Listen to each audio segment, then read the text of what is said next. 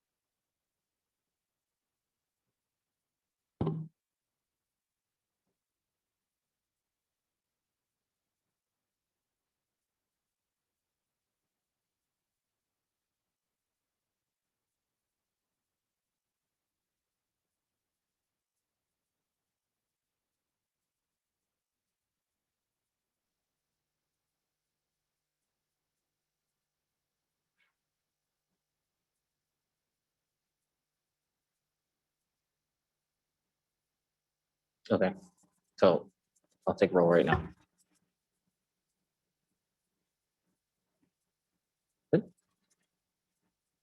Good evening, committee members. This will be our fourth and final meeting for the Community Connectivity Committee. Before I turn it over to the committee, I will take roll on behalf of Sunshine Law. Committee member Paul Blake. Absent. Committee member Michelle Craven. Here. Committee member Leah Hopner. Here. Committee member Sandra Olivas. Here. Thank you very much. That concludes. 3 members are present. We have a quorum. I'll turn it over to the committee.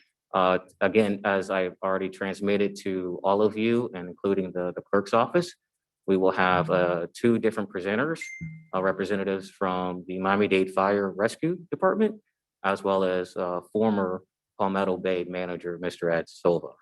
After which been up to you to take public comment and then discuss how you would like to proceed on this 4th and final meeting. With that, I'll turn it over to you and to the first presentation that you want. Why don't we hear from Ed Silva first, and that way if Paul gets here, I know he wants to hear from the fire chief. Yes, Okay. go ahead. Mr. Silva, you're up. Good evening. I'm Ed Silva, and I'm honored to be here. Henry Ford.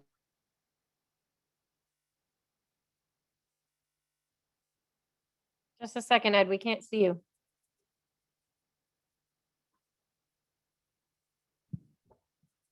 Can you all hear me now? We can hear you. Okay. Let's start over again. Good evening. I'm Ed Silva, and I'm honored to be here. Henry Ford said, coming together is a beginning, keeping together is progress, working together is success. We cannot allow our mobility to challenge or break our bonds.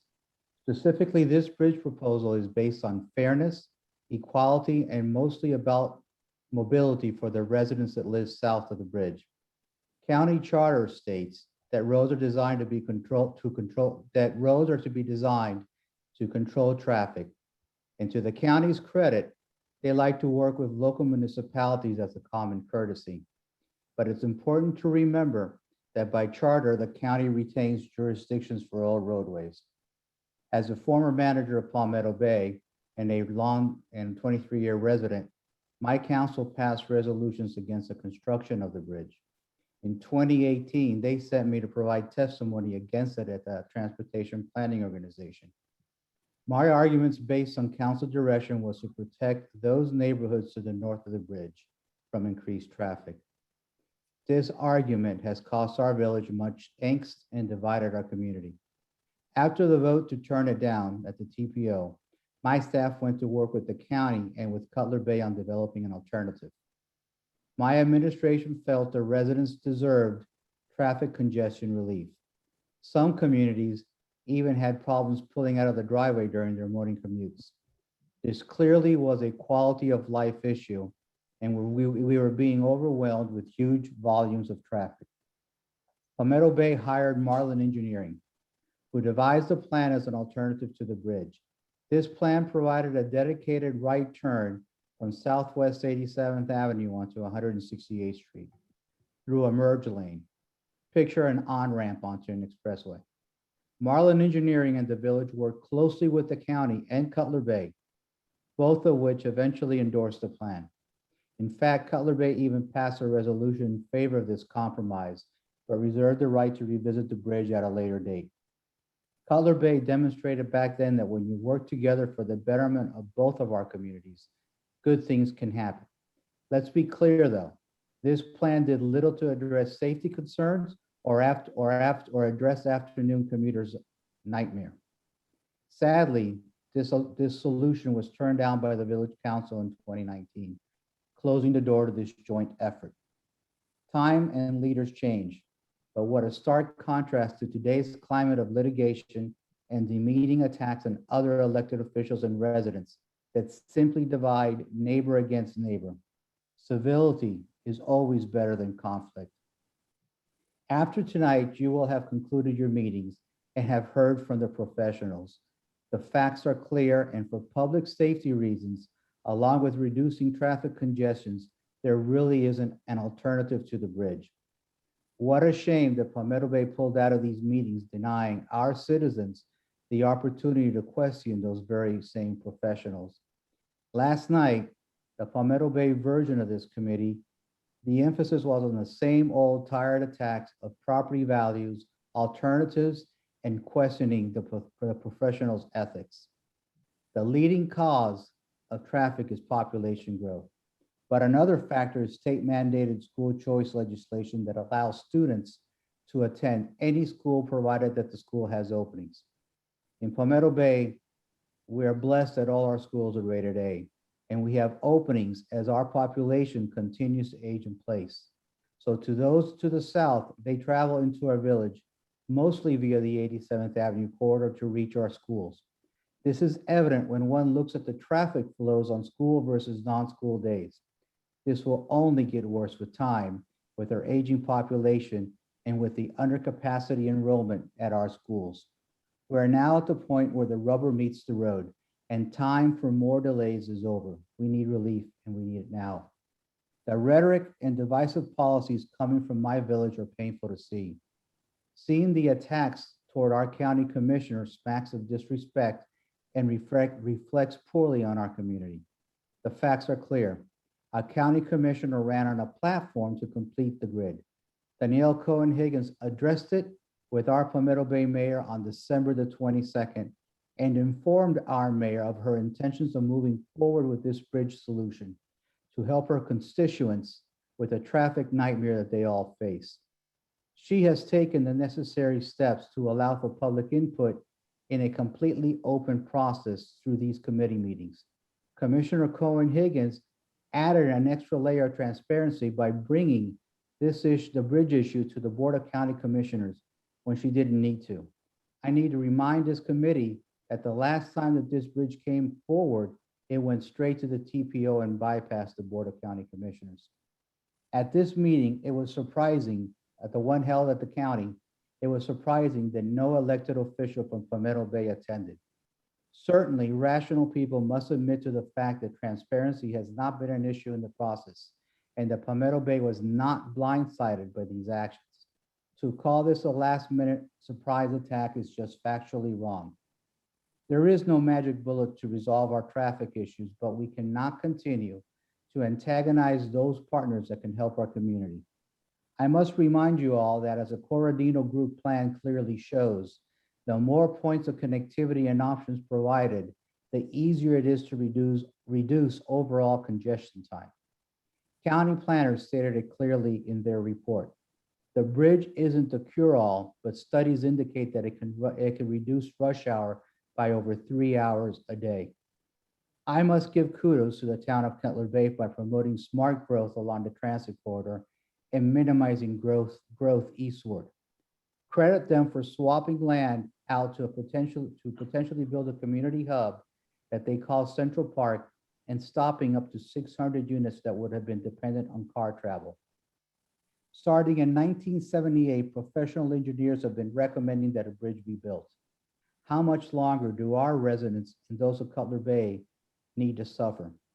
I remember a trip that we did to Los Angeles with our elected officials in Cutler Bay to see firsthand how they were rolling out mass transit solutions. Three things were obvious to us after that meeting. Transit relief and increased sales taxes are only approved after verified promises can be accomplished. That hasn't happened in Miami-Dade County. A BRT line, while successful in terms of ridership, provides very little economic development along the corridor, and it is eclipsed by what rail can bring. This is an evidence on how these transit corridors affect economic development. But the most important thing that we learned was that in Los Angeles, they did not have a regional authority like the TPO for traffic decisions, which led to some municipalities walling off their communities, and in some cases, making even rail systems stop at signalized intersections, which added to the horrific traffic that we witnessed in Los Angeles. The last sentence is important because for a brief time in our county's history, some municipalities closed off residential streets that have unnecessarily led to poor traffic flow. This serves as proof as to why all traffic planners' recommendations conclude with completing the grid wherever possible. I lead the committee with this. We must provide as much connectivity as possible, and we must stop asking the questions on how to stop traffic, but instead ask our leaders to promote better comprehensive plans that promote smart growth. Growth must focus on transit lines instead of car-centric design. I'm encouraged by the actions being undertaken by our county commissioner and encouraged by our new county mayors changing the dynamic on future transit and hopefully urban planning. That adding to that has in the past added to our continuing traffic problems that have been created by poor urban planning that's dependent on the cars. Now, if we could only work on ensuring sufficient parking along the bus rapid transit, such as at 152nd Street, but for now, this bridge is a good first step. I'll take any questions. Thank you, Ed. A couple of things were said at last night's Palmetto Bay Task Force meeting that I wanted to get your opinion on. They are referring to purchasing an independent traffic study to look at other alternatives. Has that already been done by the Village of Palmetto Bay? And what alternatives have been suggested? We've done numerous alternatives for that area. For a while, we did a pilot study program on 87th Avenue where we put up no right turns into an area that's called Malbrook, which is between 168th Street and 181st Street. That created a traffic nightmare as the backup on 87th Avenue extended all the way to Old Cutler Road. And it became a serious issue that the county eventually asked us to remove it. We've also looked at doing a traffic circle on 174th and 87th Avenue to help with the flow east-west and north-south. That unfortunately was denied by our council even after it was approved by the county. And lastly, it's what I mentioned earlier in my speech, that we had an alternative to the bridge, which wasn't the cure-all because it did not really address afternoon commutes, nor did it address safety issues. But that also, even after we spent thousands of dollars on the study, was outright rejected by our council. So the only real thing left on the table at this moment is the bridge. Okay, thank you. It was also stated that the task force wanted to invite the TPO members to see what it's like living down here. What are your thoughts on that? I think there's quite a few of the TPO members that know what life is like in South Dade, starting with the mayor of Homestead, Commissioners Keone McGee, Raquel Regalado, obviously Danielle, Cohen Higgins, and quite a few others. the facts are that you would hope that the TPO would rely on the professionals and the professionals' recommendations to make their approval. And there really is no need for visiting an area, but listening to the professionals and to the residents of both cities' comments at the TPO. Thank you. And my last question, there's been a lot of talk about the improvements that will be done on Old Cutler with the circles and the rapid turn lane. How is that going to improve the commute on 87th Avenue? Minimally, I don't believe it's going to do anything. Those are completely two different corridors. The Old Cutler Road corridor is something that I was working on before I left the village of Palmetto Bay, and we're looking at an improvement, a substantial improvement in travel time. But that roadway, we noticed, has very little impact on the traffic that's coming up 87th Avenue. They're completely separate, and they have completely separate solutions and completely separate destinations. So they both need to be done. They absolutely both need to be done. Considering the growth that's coming south of Cutler Bay, there's a substantial amount of growth that's going to be coming down in the south end of the corridor. There's an area outside the urban boundary line that's just directly south of Cutler Bay that's currently being studied to be included inside the UDB. And if that were to happen, we're talking about thousands of units. It might just be putting even more pressure on Old Cutler Road. Okay, thank you. Does anybody else have a question? Thank Uh, you. No, I don't think so. That was extremely thorough. Thank you very much. Thank you. Thank you. Thank you. Have a good night. You too.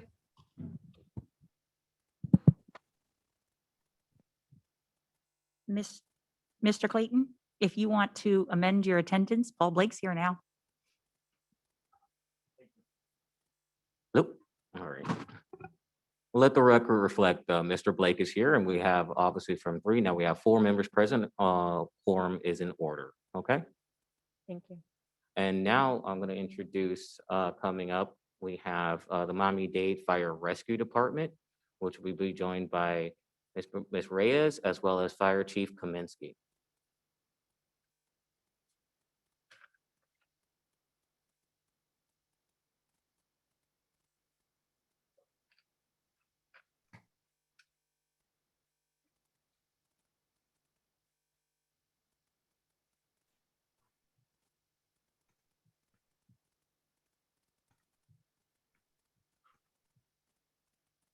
Good evening. Good evening. I'm trying to add to be on the video, but it's indicating that I haven't been added to the video.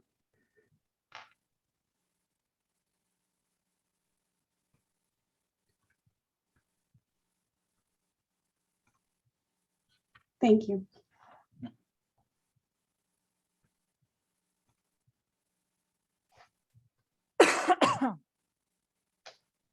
Oh, I saw her.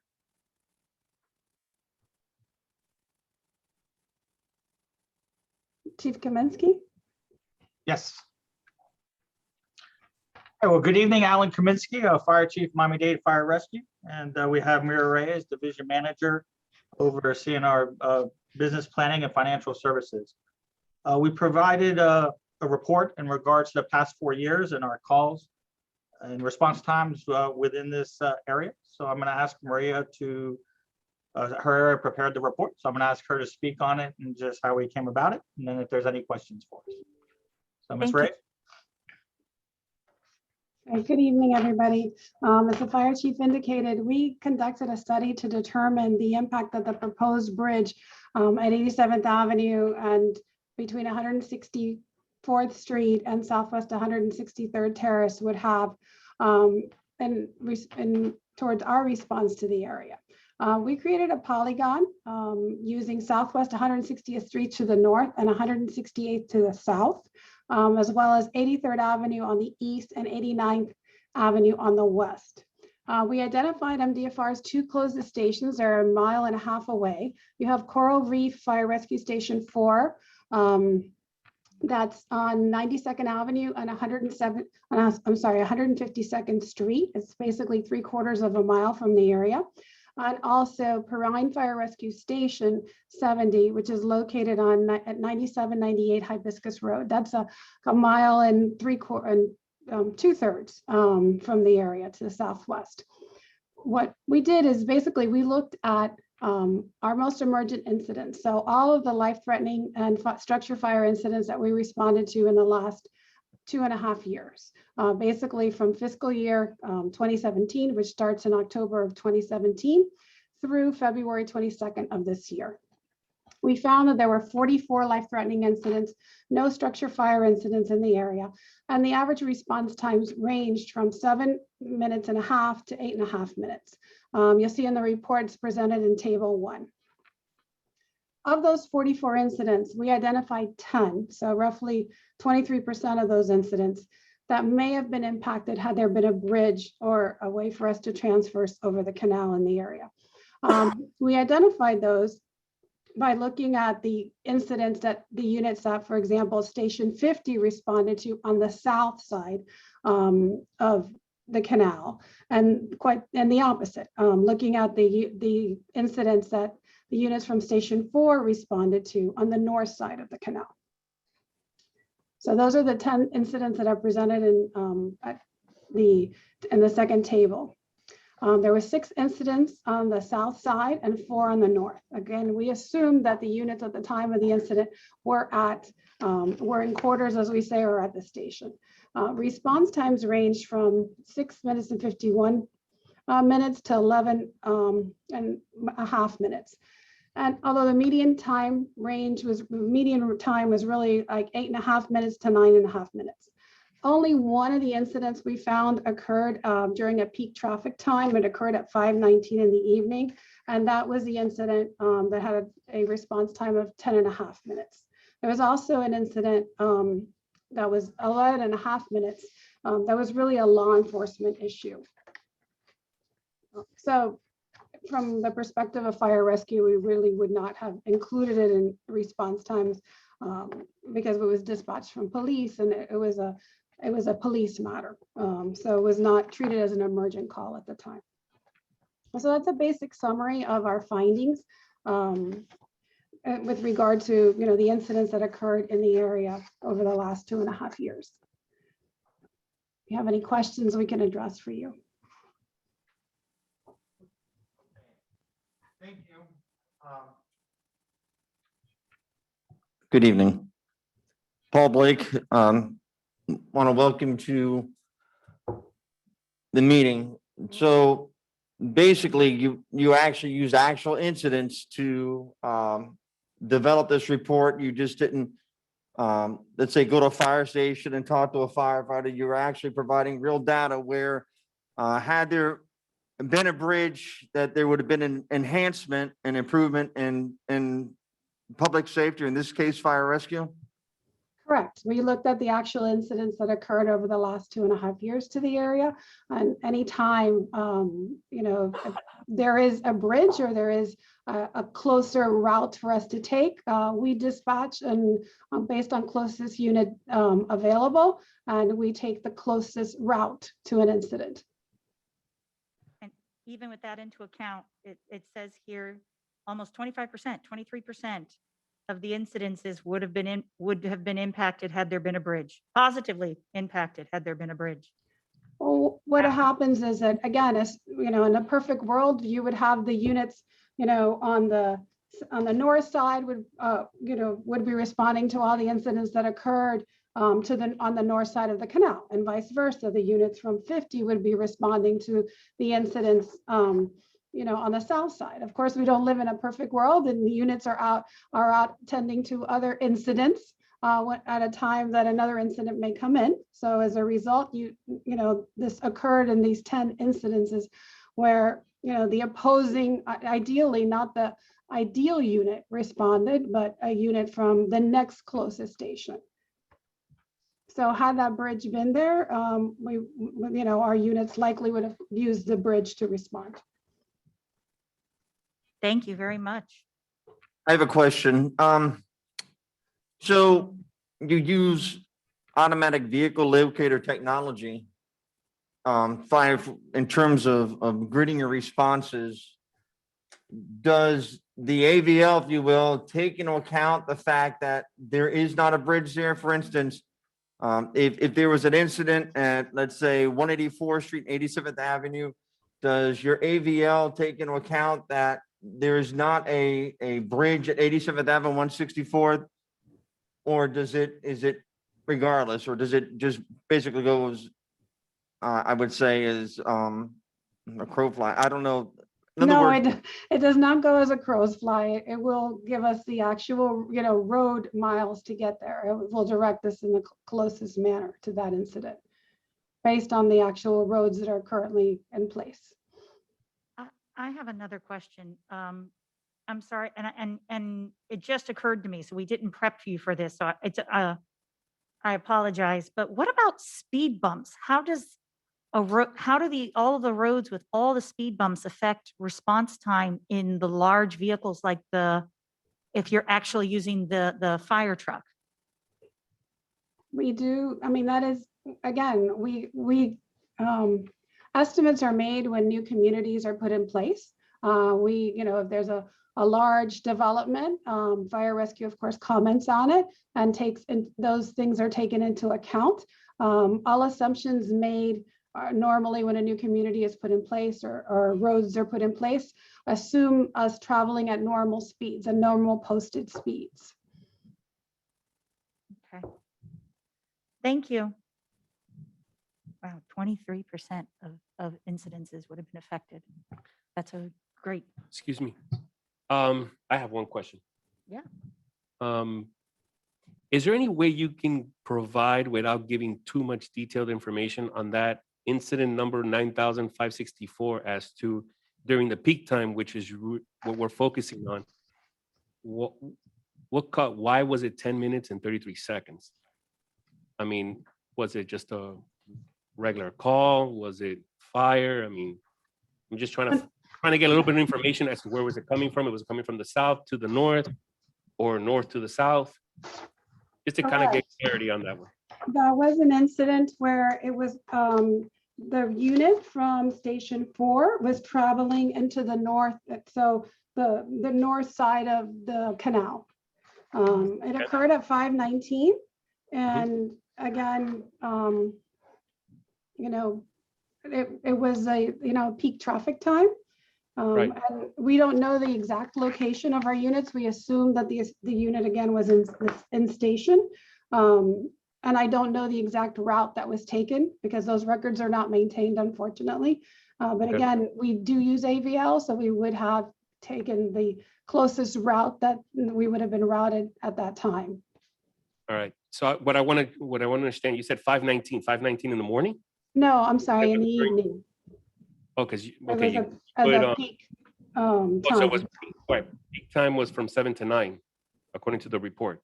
In the morning, and in 7 to 9 the in the morning. afternoon, right, so it was in the evening. Also, okay, so this is not peak time then.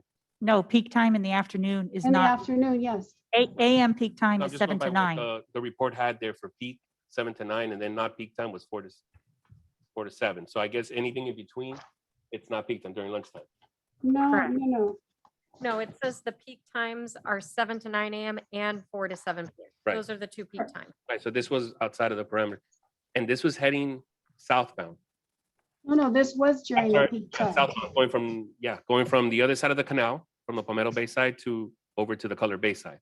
Well, no, it's still in Oh. Palmetto Bay. It's just on the other side of It's the- just on the other side of the canal. It's still in Palmetto Bay.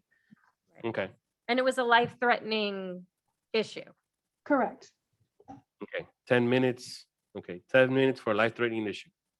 Okay, that's what I just wanted to clarify. And this is pre-pandemic, where, we're Yes. having all this traffic and this is what we're questioning. And then is there any possibility, I understand that you put on the report that incident 141-920, and this would put it at FYI 19-20. That's the one that got my attention, 11 minutes, 36 seconds. I know we don't have that much information, or can you clarify a little bit what the incident was?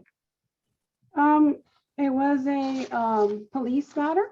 So it was coded as a life-threatening incident, but we did not respond as an emergent call. Okay. So yeah, so we don't know the travel, we don't know anything, just that it was a life threatening. It took about 11 minutes and 36 seconds. Okay, thank you. I don't have any further questions. Thank you. Thank you for your time.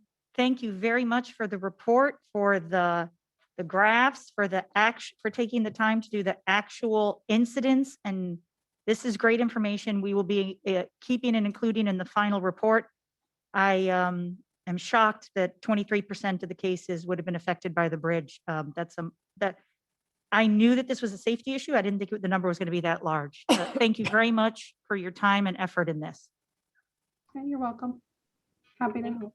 Keep up the great work. You.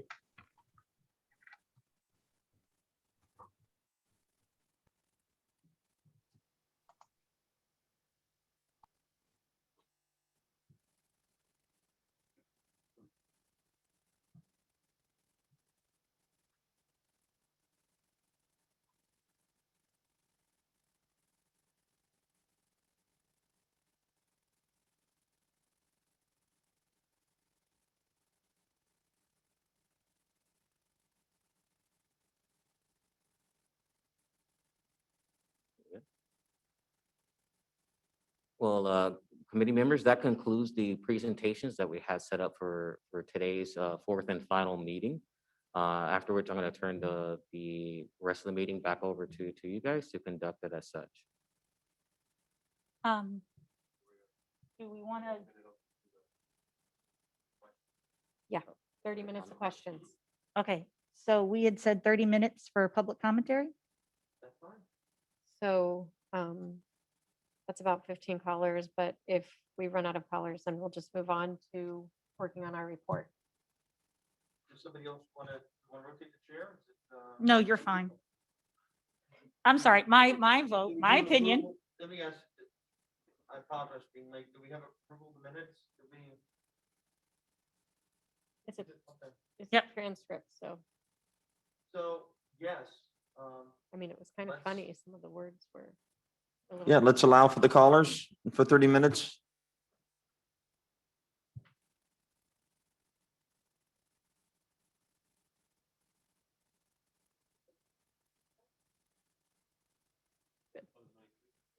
Oh, perfect. Okay. You know what? I think quite a few of the callers thought it was going to be more towards 8. So, oh, well, Yep. I guess. Uh-huh. I think we need to use our time wisely. Okay. Don't you guys? You're saying start the callers at 8? No, start them No, now. let's start them now. Okay. Do we have our first caller? Are we going 2 minutes or 3 minutes on the callers? 2. Okay. Okay, our first caller is a phone number and the last 3 digits are 738. Caller, you are now unmuted.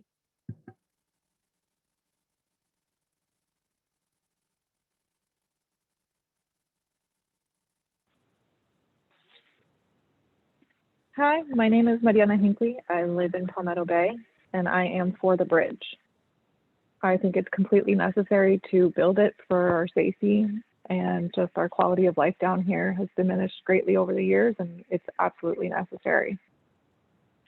Thank you. Molly, can you state your address for the record, please? 17605 Southwest 84 Avenue. Thank you. Our next caller's name is Robert.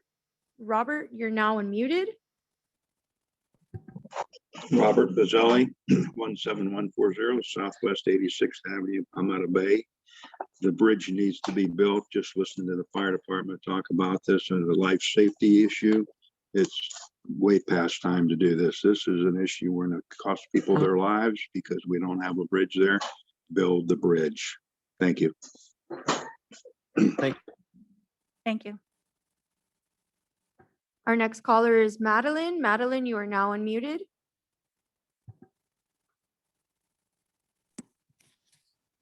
Good evening. My name is Madeline Norman. I live at 9383 Southwest 182nd Street.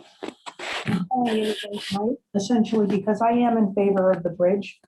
After listening to the prior village manager, it made me think a little bit about yesterday's task force meeting that was held in Palmetto Bay.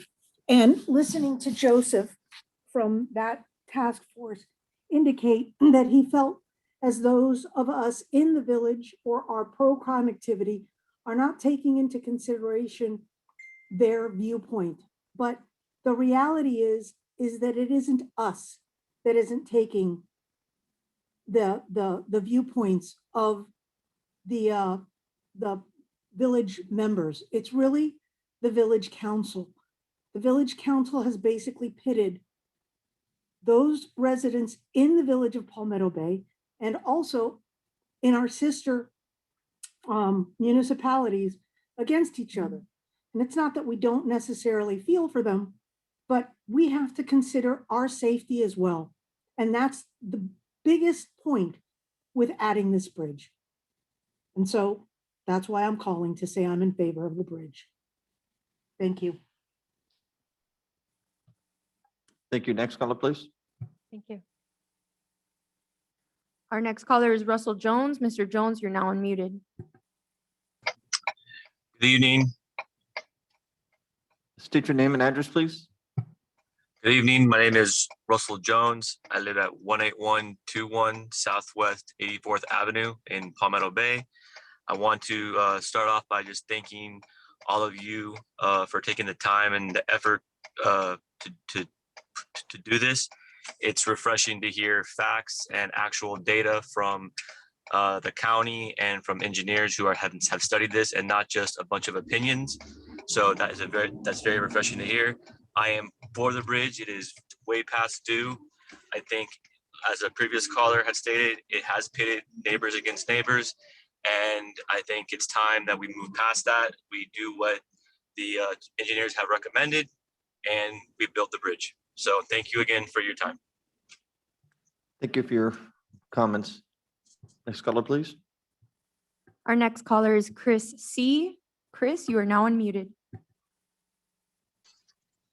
Hi, my name is Chris Craven. I am at 8320 Southwest 164th Street, Palmetto Bay.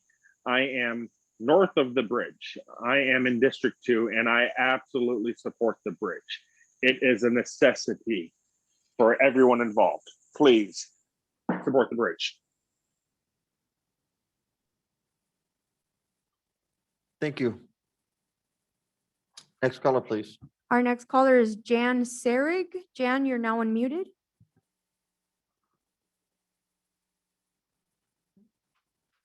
Good evening. State your name and address, please. Hi, it's Jan Sarig. Can you hear me? We hear you. State your address, please. 13140 Southwest 82nd Avenue in Pinecrest. Myself and my neighbors are totally for this bridge being built. At 25% of incidents that cannot get fire rescue to them in time will help save lives. Please build this bridge. Thank you. Thank you. Our next caller is Jimmy. Jimmy, you are now unmuted.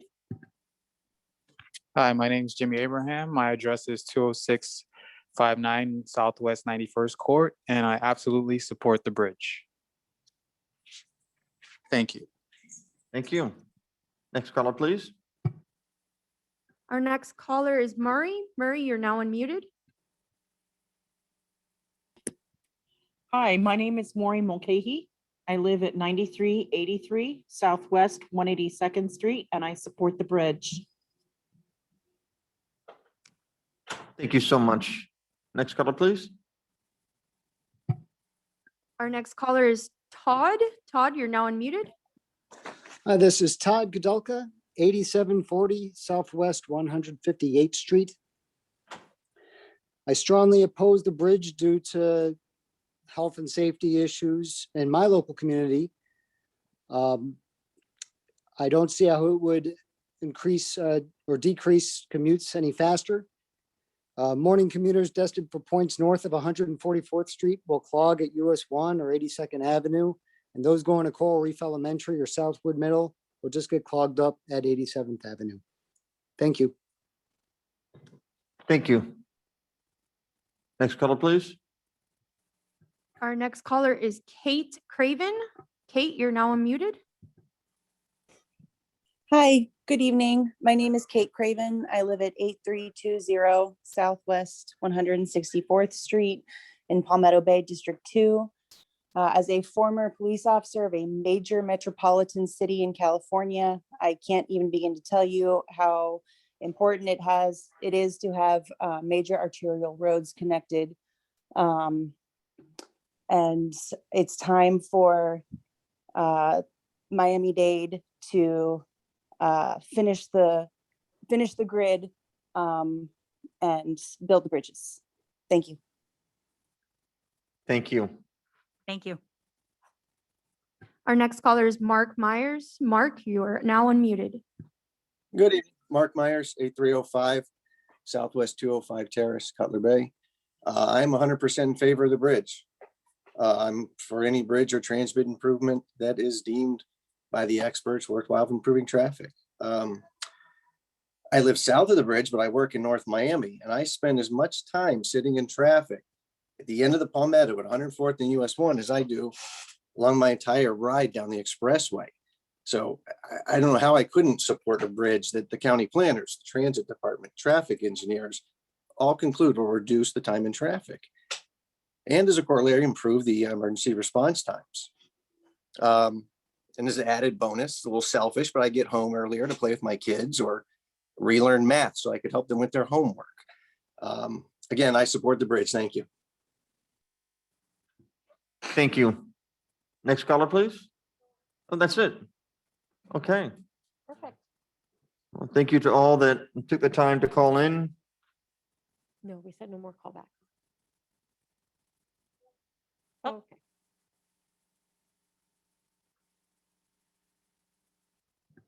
Okay, we have one more caller, Gilbert Palacios. Mr. Palacios, you're now unmuted. Good evening. My name is Gilbert Palacios. I'm at 8740 Southwest 182nd Terrace in Palmetto Bay. I just want to call and state that we are for the bridge. We experience this traffic cutting to our streets, cars flying by on a regular basis. This is about safety in my family and my neighbors. So again, I'm for the bridge. Thank you. Thank you. Go ahead. Our next caller is Amy Osorno. Amy, you are now unmuted.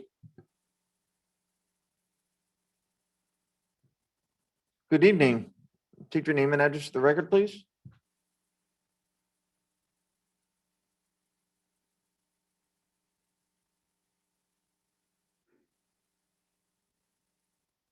Can you unmute yourself, please?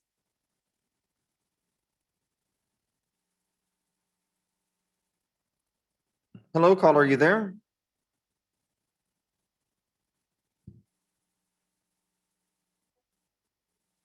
Amy, you have to unmute yourself.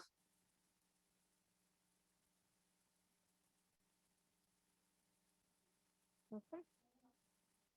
Okay. All right. Sorry, Amy. Do we have any others that have come before us? Any other speakers or presentations? All right, so would we like to talk about? I think Gervais wants to say something. Wonderful. Go ahead. Thank you, Mr. Chair. I'll just take a moment for personal privilege. Actually, we have a special guest that's calling in right now. Actually, Mr. Mayor Meerbot will be actually calling in right now. Wonderful, thank you. And if anybody out there was having technical difficulties like Miss Amy, and I'm getting some other texts here while we're waiting for Mayor Meerbot to speak or to listen to him speak, you can try Good to. evening, everybody. Can you all hear me today? We do, Mr. Mayor. All right. I really appreciate the opportunity to speak to you all tonight. And first, I just wanted to thank Commissioner Higgins for putting this together. When she first broached the idea of allowing the public to speak on it, I was a little bit wary at first. I wasn't sure where it was going to go. And when she communicated that she really just wanted to allow making sure that all the voices were heard and as much as information possible could come forward. And that's exactly what happened. I think some people say it was a little contested at first, but I've been to many, many meetings where people disagree and voices are raised a little bit, but we always move forward with just trying to do the work that we're tasked to do. It's not always easy, and you all have done a great job of that. You've brought a lot of information forward from the public, from both sides. Matter of fact, I was even surprised to hear that citizens of Pinecrest were chiming in on this in favor of this. I was encouraged that the public was able to listen to the property appraiser's office, who kind of dispel the allegations of property decline, which isn't supported by facts. We were able to listen to the fire rescue to talk about how there's 23% of life critical incidents which were delayed because of lack of connectivity. And most importantly, we were able to listen to the county traffic engineers who have been putting this together for years, whose job is to provide solutions to the entire county to move traffic in the most efficient manner, completely wholeheartedly support the construction of this bridge to go ahead and complete the traffic grid and distribute traffic evenly, a little more evenly than what it is now. It's unfair to the residents on 87th Avenue living south of the canal to have to deal with nonstop traffic in their areas where they can't get out of their driveways. It's unfair to the communities to the south that have to deal with cut through traffic, trying to find ways around that. It's unfair to the residents living north of the canal on 82nd Avenue to have to deal with the level of traffic there as well. Arterial roads were designed for a specific purpose, and that is to distribute traffic evenly and move it along. You can't have everything go through one bottleneck. You have to have many outlets for it, or it's going to explode. And the thing that's exploding right now are people's tempers and their well-being and mental health. So it's this type of information bring forward, I hope, is educating the public a lot more. It's not just whether I might have more cars driving in front of my house for the 120 homes that are living there. It's more for the 70,000 people of the South who's trying to get to work and trying to get home to their families. And a reduction in 3 hours of each and every day is a major, major accomplishment. This bridge is a part of the many faceted approaches the county should be taking to help relieve our traffic. Again, we've talked about the BRT, we talked about the traffic circles in Old Cutler, we've talked about this bridge, and of course, we're talking about economic development to the south, which we're going to work on. But this bridge is critically important based on the testimony that I've heard during these meetings. A reduction of 3 hours each day is incredible. Again, a reduction of levels to where school is not in session is incredible. And I recognize the people that live north of the bridge that purchased homes along a major artery where the larger streets, sidewalks, and homes set back further may not want this, but they knew what they were getting. You can always see where this bridge was intended to go. The land has already been cleared. It's ready for this project. It's been planning since 1978, and it's really time that we move forward with this. So I'm really glad this information came forward. And again, I want to thank Commissioner Higgins for bringing it out in this forum to educate the public and let the public have a greater voice. And I also wanted to thank each and one of you from the Town of Cutler Bay Committee for sitting here. I know it hasn't been easy for you. It's been emotional. You've had to do a lot of homework. You had to give a lot of your time. But I want you to know that you are giving your time to the community. And I don't think there's any greater service than that. So I commend you for stepping up, commend you for bringing your voice, commend you for doing your homework, commend you for taking the slings and arrows that comes along with a job like this. But know that you're doing something for the greater good, and what you're doing is very much appreciated. I appreciate it greatly. And I can't wait to see what you guys do for the rest of the evening. And again, thank you for serving the Cutler Bay, Town of Cutler Bay. Thank you for serving the South Florida community. You are very much appreciated. Thank you. Thank you. Thank you. Thank you. Ma'am, I'm sorry. I don't know what to call her. Ma'am? Okay, ma'am. I don't know what your position is. Are you able to see the people who are also on phone, not just Zoom? Because I'm getting some texts here from people who are having trouble getting in on call. You have them now? Okay. Oh, but that's Zoom. Is there anybody on the phone?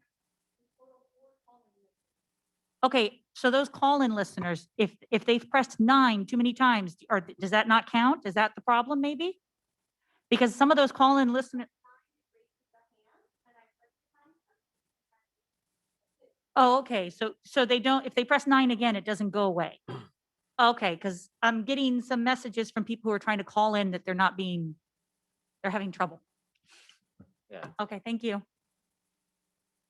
So could we listen to some of those? Thank you. Chris Person, I'm unmuting you.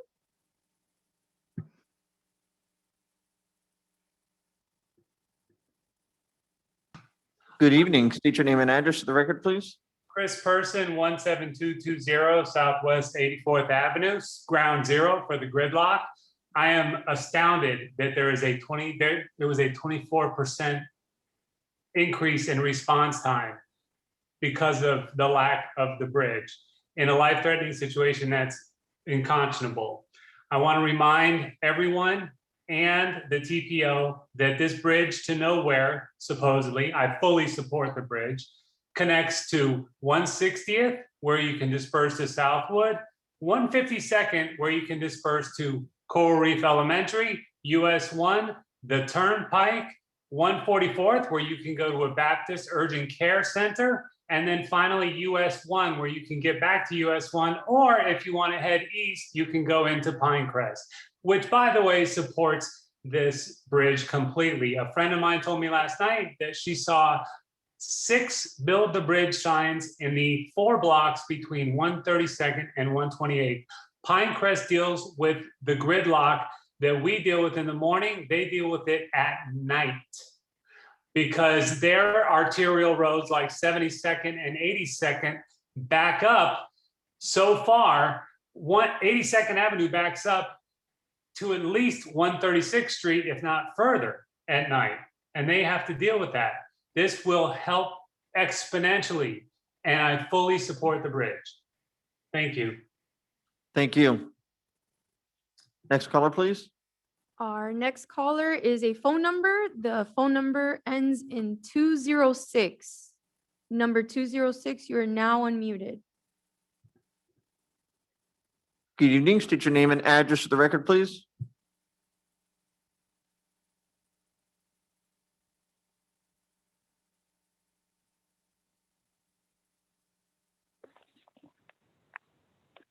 Hi, my name is Jim Craven. I live at 12940 Southwest 82nd Avenue in Pinecrest. I've been here 41 years. I've seen the increase of traffic, and I'm completely in favor of another bridge. They should build the 87th Avenue Bridge now. They should have built it 40 years ago. Thank you.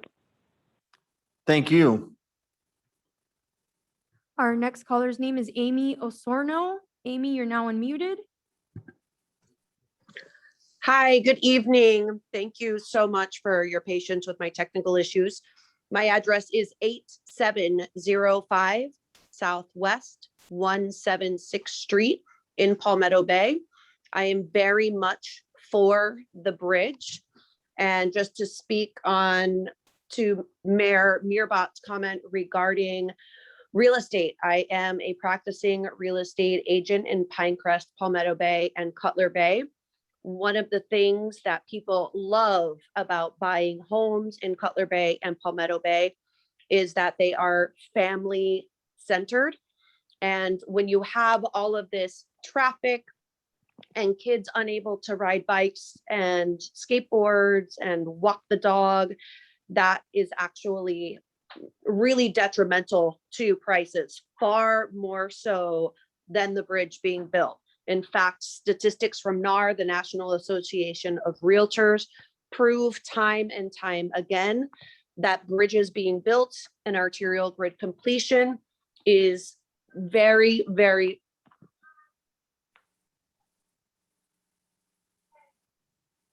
I'm timing her, but I'm going to pause it till we get her back. She was at 1:15. Amy?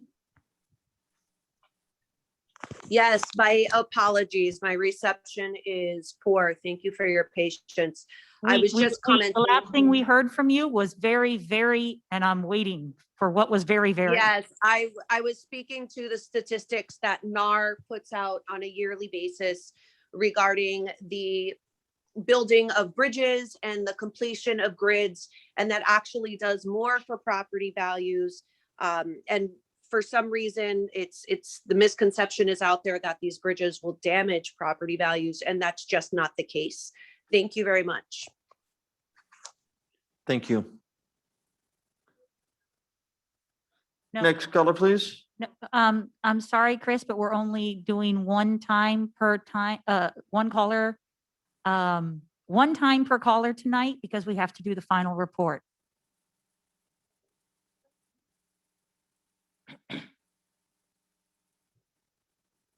Do we have any additional callers that, no, okay.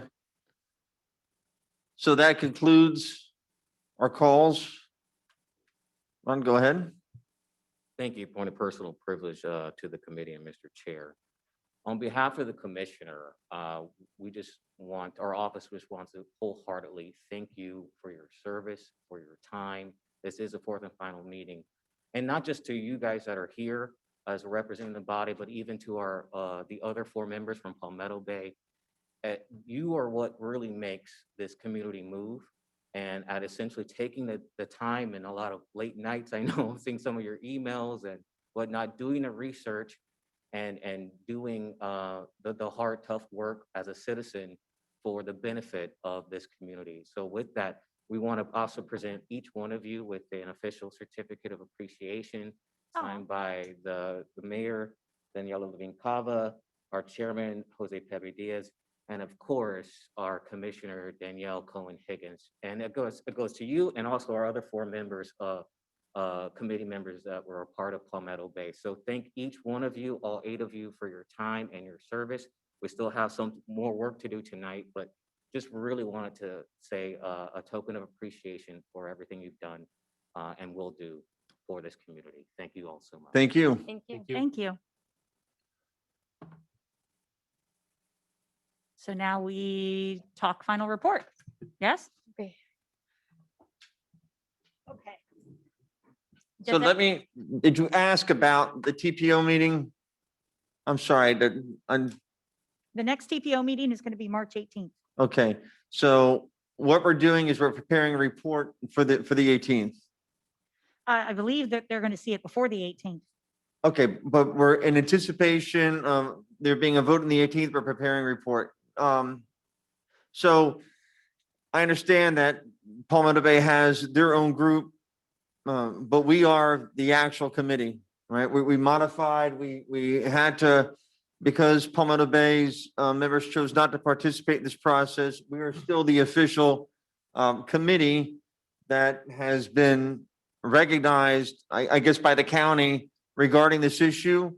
We've had to come back and do it with 4 instead of 8. So my question is, when the TPO sees this report, I understand that Palmetto Bay has their own group. When the TPO gets a report, is this what's going to be presented as a report, or does the Palmetto Bay group also get, in other words, the equal weight issue? Well, we're creating our final report on what the evidence that's been, the presentations that were done for us and our findings. And my understanding is that it's not actually any different than had we been with them. We weren't going to ever agree on one report. We were in fact, the directions had a plural, had an S on it. So there was always going to be their report and our report put together as a report, or at least the report was going to have our position and their position, because I do remember somewhere in the instructions, they're having an S because they knew we were not going to agree. It did say that. Yes, there was an S. So our directions actually don't really, what we're going to do now would be the same. I mean, we're still doing what we were presented with, the evidence that we have, the facts that we have, and the clarifying the position points, going through the different points. I think we need to not be so concerned about what Palmetto Bay is doing. Correct.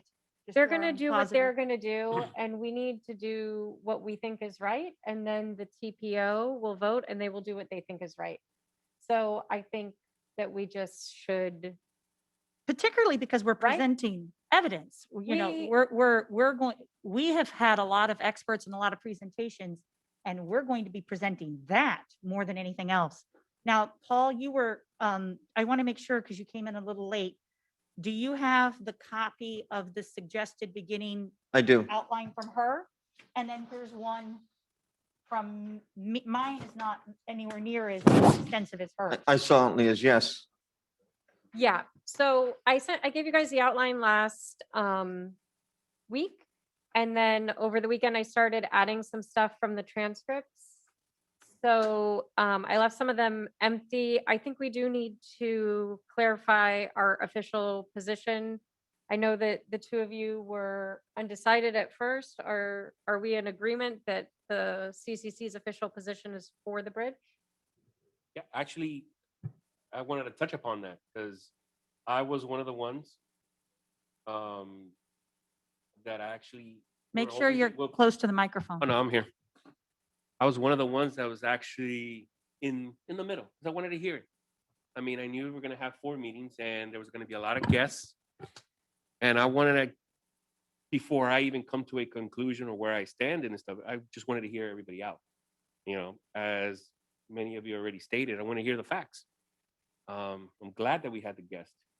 You know, aside up until that point, it's really been a lot of opinion and a lot of reporting, but it brought a lot to my attention.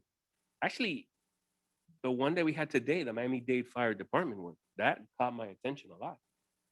I mean, yes, I know traffic is bad and everything, but just the fact of what was named on the report that I wrote down, the fact that we're talking about 10 minutes. There was even on the side there that I even had 8 minutes of time post-pandemic, when I thought that everything should have been reduced. I mean, yeah, they only captured only four events in the fiscal year 2021. And still, you were talking about an 8-minute turnaround time. The 2 events noted, which are the high peak, the high return time, that 10 minutes or 11 minutes, life-threatening, that kind of hits. Because yeah, what happens? I am on the other side. That's what I wanted to hear. Where were they coming from? I am on the south side of that bridge. I mean, I know there's a lot of locations who reports first and everything. So, you know what? At the end of the day, property value, there was nothing that we can conclude that we can guarantee that this will drop our property value. At the end of the day, it is an investment. And as all investments, we do have to kind of understand there is a pro, there is a con to it, and that was already explained in these meetings. So yeah, my position, I do agree. I am for the bridge. I mean, just given this and the last one, I mean, that's why I was a little quiet, because I wanted to hear everybody's voice and stuff. I think what puts it over the top, and as you can hear, some of the callers actually, just listening to the Miami-Dade Fire Rescue, I mean, it is a life-threatening situation. And that 5:19 p.m., everybody's heading home. It's not school, it's not anything. It's 5:19 p.m. And that's what, got my attention. God knows, who can be in your house, whether, some of us have kids. And that makes a difference. You bring up a great point, which is the evidence that was presented in the last 2 meetings, where it just wasn't people taking turns speechifying at each other, but the evidence, the presentations we had in the last 2 meetings really spoke to them. I mean, they spoke for themselves. And if anybody is watching now and you don't know, and you're not sure if somebody was able to watch that, remember, you can email this link of these recordings. They're available after that. You can email them to people and say, hey, take a look at this at this meeting, or take a look at it at a particular time, so that people can see this stuff for themselves. But yeah, being able to watch the evidence speaks for itself. Yeah. So your final vote is for? Yeah, I'm for. Leah? 4. I'm for. I'm for. Okay, so we can I think continue. Gervais wants to talk. Yes. Yeah. I just want to clarify something for the record. And going back to the part about the reports, just note that this body was reconstituted to comprise of 4 members. Therefore, the only report that comes out of this body will be the only report that the Commissioner's Office will be submitting to the TPO itself. Okay. The other constituted task force, whatever, however they want to do their thing and submit their way, that's fine. However, this body in itself will be the only one, and the report that comes out of here is submitted from the Commissioner's Office, Miami-Dade County, directly to the TPO. Thank you. Thank you. Oh, sorry, that was loud. Okay, so we're in agreement on that. So if you guys don't mind, let's just go through the outline, see if there's anything. I kept it in outline format so it would be easy to review, but I think it would be best if we prepared it as a report, not an outline. So I can, put the language in that way. So I thought it might be a good idea to include the history of the bridge. Although there is a lot of information that we can include, I think that what Michelle prepared, the traffic study sources summary, we can include as an addendum. And that can have the links to the actual sources with her amazing comments, her unbiased comments that she put here, directing them where to look, I think is good. So if you could also include anything else that needs to be included, we can add that on as an addendum. Because I think that we should be cognizant of the fact that perhaps the TPO board members don't want to read a very lengthy report. I know most people's attention span is about 10-15 minutes. So, which is why I almost think that when it comes to the history of the bridge, I don't know if I want to start with it. I mean, it makes sense if you're giving an explanation where somebody has to listen, but also if if you're a teacher, you would start with that, but that's because you have captive audience that can't turn away. well, when we put our official position for the bridge, I would make the thesis statement like bolded with the most important topic that we want to say about, that we support the bridge because of the increased aspect of public safety. I mean, is that what we really want to focus on? The fact that this is going to bring public safety? Is that our main idea here? I think I want to focus on, yes, the safety, but then also that what the experts have to say. First and foremost, the Department of Transportation and Public Works has recommended this for over 40 years, and we've had several studies since that have recommended it. Now, I don't want to flood them with, like you say, my traffic studies and sources belongs as an addendum on the back, but that little sentence could be an intro that, first and foremost, the Department of Transportation and Public Works has recommended this for over 40, recommends it now and has recommended it for the past 40 years. And many studies do as well. Please see addendum A. Right. And then that's it. And then we move on to the next point. Okay. But that way we've made the point in the beginning because I want to emphasize what the experts say more than our own opinions. Right. Well, this little history of the bridge has like maybe 4 or 5 sentences. Okay. So I can make it smaller and make it, oh, look, there's a lovely typo there. I can make it much more condensed. So I'll put a note there. I agree that we should, cut to the chase, but I do think that they should definitely know that.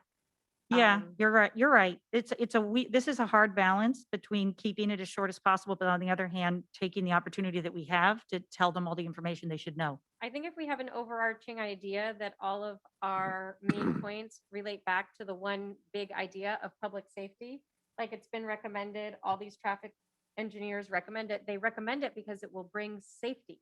Yeah. Taking the cars off of the smaller roads and putting them on an arterial road ultimately leads in safety. There'll be less car crashes. So I guess my first point is actually a formatting point. Can we at least start off with history of the bridge? Sure. Right? Yeah. And then why the committee was formed, about our purpose as a committee. I like her having the introduction first. That's in the introduction. Okay. Right. So, but I see that. I'm thinking about going number 2, history of the bridge, and then tie into what the committee is. Okay. Here's the thing is we've got so much data, right? So if you're a TPO person and you're looking at this, you've got callers coming in saying, you know, oh, it's gonna be, let's just look at the typical, my property value is gonna go down. Oh, the traffic's gonna get worse. Oh, it's gonna create reckless drivers, all these issues that, you know, at least if you had a TPO member and you're looking at this, said, well, yeah, well, this committee did its work and found that there's no evidence supporting, that's just an opinion, that's not a fact. That what is factual is what the fire rescues provided. Okay, so, you know, I think it's, Well, I couldn't include the fire rescue information until it was presented. Right. So I didn't want to put all that information because even though I read it, it goes in better when someone explains Ju- it to me. Can I get a clarification? This outline, this one, this is not hers. This is your, Yeah, that was just a and we're not going to go with that. That was I a think- suggestion that I had, but we're going to go with her format. Okay. Let's go. So we're back gonna to go this ahead and focus part on in a this. minute and make sure that we covered all those points after we go through the main one. Right. Okay. So actually, I have a thought. I think that we have a choice on saying, addressing all of our presenters at once or addressing the presenters as they relate to the topic, and I vote that. I think that instead of just saying, here's all our presenters and hear what they said, I'd rather include them in the context of the points that we're making. Well, okay. I thought that's what I tried to do, but Oh, no, I agree. okay. Yeah, I thought that's what I was trying to do. So, I mean, maybe it didn't come out right. No. So we'll keep the introduction and the history of the bridge as it is right now. And Mhm. then I can also format it the way that Paul said, with it flopped a little bit, and we can look at both drafts and decide which way we like it better. Okay. So I'm gonna make a note to try that. I don't have a content comment right now. I have a format comment. I am just worried about some of the TPO members have a lot on their plates. Yep. And some of them are not county commissioners. They have a different lot on their plate. And so I just want to be aware that somebody may not read the whole thing. I know they're supposed to, but you know, things happen. I want to be able to bold things. bullet points. Not necessarily bullet points. I Okay. like her, however Leah decides to format it as a report, if it's bullet points or 1, 2, 3, ABC, I'm fine with what she decides. But I want to bold things throughout it that we want to catch their attention so that even if all they do is flip through, they're catching something. So that's just more of a format point than, We can explore that option. okay, I have some thoughts on it, but I'd like to do a little research on that before we made a final decision on that. my suggestion's less formal and I can see how I'm just thinking that bolding things maybe needs to stay formal. Okay, might impart a tone that we might not want to have, okay, yeah, you're right. especially in today's culture of how people use text messaging and capital letters and things of that nature. You're right. So when you incorporate those kind of things into something formal, you might be passing on a tone that you don't want. Yeah, you're right. Just my thought. So I will do a little research on it before, and we can think about it. So history of bridge project 2, number 3, public safety improvements. So, we can, And this complete street is comparing the difference between, oh, I'm not This- even on the right one or something. What? Oh, this is what was presented. I know, but I'm not on the right one because I'm like, where's all the stuff that I wrote? It's not, I'm on the wrong one here. Hold on. okay. I guess I revised it and I have the wrong one open. Well, the one that was printed out and handed to us, number Mhm. 1 is the introduction, which I like and I think is necessary and should be first.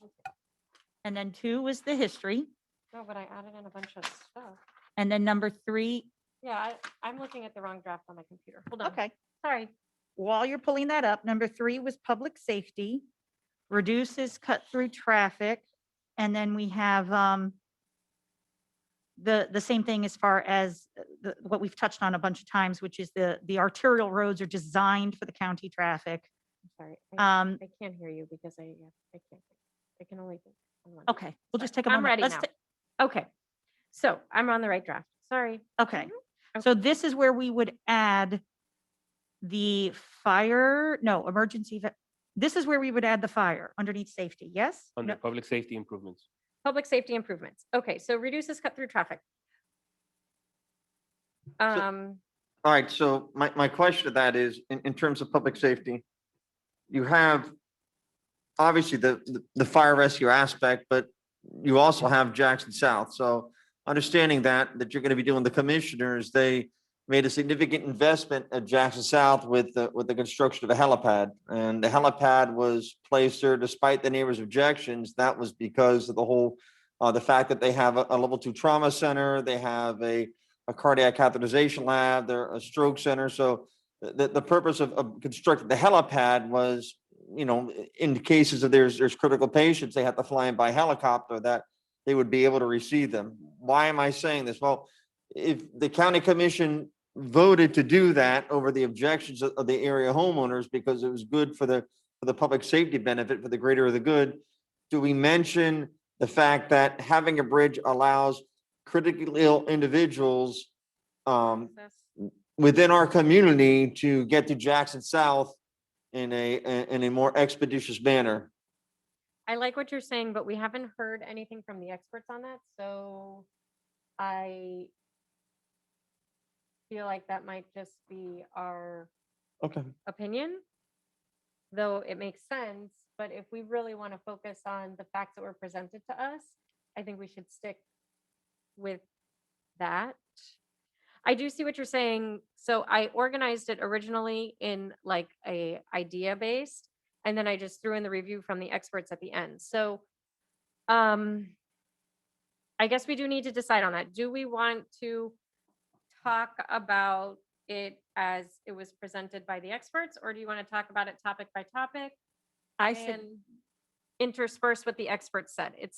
I think that it Actually- makes more sense to go top by topic, and then you can include the expert opinion in it. Correct. Okay, so then let's, all right, so let me start getting into my comments. So then reduces cut through traffic. We're going to, oh no, I want to take that here. So for reduces cut through traffic, we are going to use information from The PowerPoint, the PowerPoint has beautiful pictures. No, I mean from the experts. Oh, yes, from the Miami-Dade Traffic Department. So this will be information from Claudia Diaz, right? Yes. Yes. I need to get all their names right because I'm not sure I had them right. So we can get some information from Claudia Diaz on that.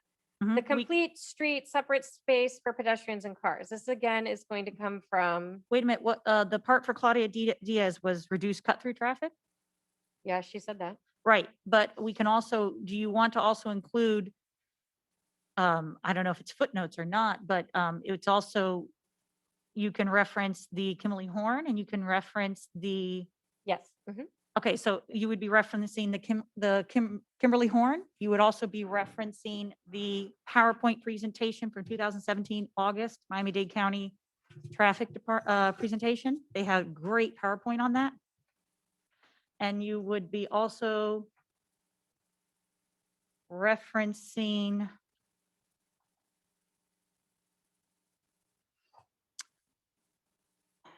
I'll come back to it and add a few Borodino. more. Yeah.